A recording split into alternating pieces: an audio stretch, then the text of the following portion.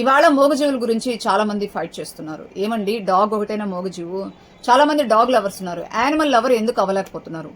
ఇప్పుడు కుక్కకి చికెన్ పెడుతున్నారు, కరెక్టే, మంచిదే. మరి పులికి ఆకలేస్తే కుక్కను పెడతారా? లేదు కదా.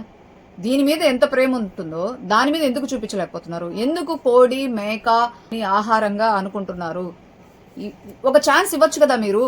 అవి కూడా మీతో ప్రేమగా ఉంటాయి, మీతో స్నేహం చేస్తాయి, ఎమోషనల్గా కనెక్ట్ అవుతాయి. కేవలం డాగ్ను మాత్రమే, డాగ్ను కూడా తింటారు. మన దేశం చాలా గొప్ప దేశం, డాగ్ను వదిలేసింది, దానికి నేను ఒప్పుకుంటా.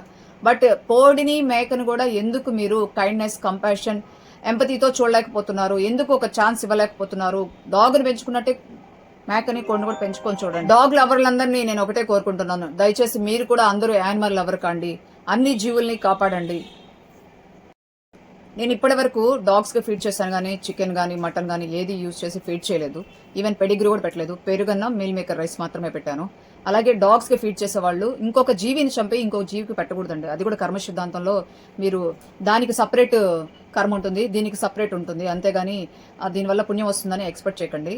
దీనివల్ల వచ్చేది ఉంటే రావచ్చు, బట్ అక్కడ చంపిన దానికి కూడా కర్మ అనేది ఉంటుంది, అది అనుభవించాల్సి ఉంటుంది.